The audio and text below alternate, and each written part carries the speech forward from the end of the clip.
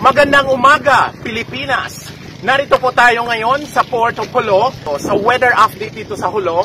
Kasalukuyan, makulimlim ang panahon at syempre ay kagabi, comparing po kagabi nakuha natin sa exclusive video natin na napakalaki po ang alon dito sa Port of Jolo, which is so, wala tayong makikita kagabi na maliliit na lancha at maliliit na boat na talagang zero kagabi, 2 barko lamang po ang umalis.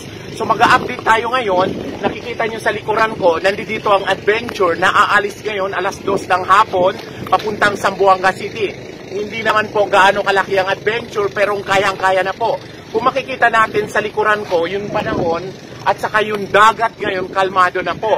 So pwede na po ang ating mga pasahero sumakay ng adventure dahil po ay kayang-kaya na po ng kanilang sasakyan pandagat patungong Zamboanga City. Umikot din po tayo dito sa bandang Jolo, sa port, papunta dun sa Maubo at saka sa ibang area na nakikita natin yung karagatan. Kita ko very silent po yung dagat po at saka kalmado talaga po yung dagat. Dito po ay inaasahan natin magbabago ang panahon mamayang gabi katulad lamang po ng kagabi.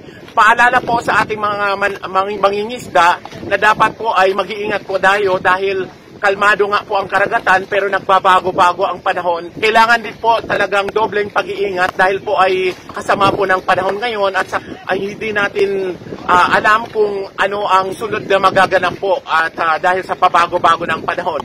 So balikan po natin ang panahon sa Jolo, sa weather, makulimlim ang panahon, kalmado po ang karagatan, pwede na po magbiyahe ang maliliit na bangka. Nakikita ko po ay marami na po inter-islands po na mga boat, palm boats at saka passenger boat ay papunta po sa iba't ibang island municipality dito sa probinsya ng Sulu.